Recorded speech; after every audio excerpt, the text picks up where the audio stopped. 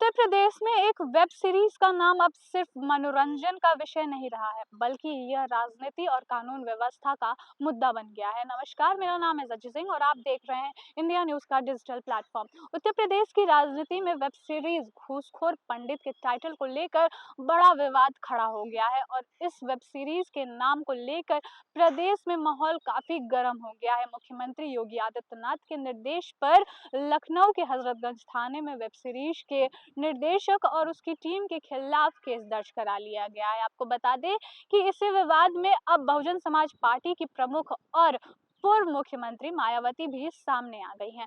उन्होंने इस पूरे मामले पर कड़ा हमला बोला है। मायावती ने कहा है कि फिल्म और वेब सीरीज में पंडित शब्द को गलत तरीके से दिखाकर ब्राह्मण समाज का अपना अपमान किया गया है। यही नहीं, मायावती ने सोशल मीडिया प्लेटफॉर्म एक्स पर भी लिखा है कि यह बेहद दुखद और चिंता वाली बात है कि अब फिल्मों में भी पंडित को घुसपैठिया बताया जा रहा है और पूरे देश में ब्राह्मण समाज का अपमान किया जा रहा है और इससे समाज में भारी नाराजगी हो सकती है। उनका कहना है कि बीएसपी इस तरह की जाति सूचक फिल्मों की कड़ी निंदा करती है और केंद्र सरकार से मांग करती है कि ऐसे वेब सीरीज पर तुरंत प्रतिबंध लगाया जाए। आपको बता दें कि विवाद ऐसे समय सामने आया है जब 2027 के विधानसभा चुनाव से पहले यूपी की राजनीति गर्म होती जा रही है। हाल के दिनों में कई विपक्षी दल ब्राह्मण समाज की नाराजगी और अनदेखी का मुद्दा उठा चुकी है। समाजवादी पार्टी से लेकर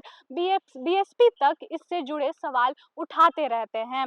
हालांकि 2024 लोकसभा चुनाव में ब्राह्मण समाज बीजेपी के साथ एकजुट होता हुआ नजर आया था और इसके बावजूद एक बार फिर से इस मुद्दे को हवा देने की कोशिश की जा रही है, यह साफ दिख रहा है।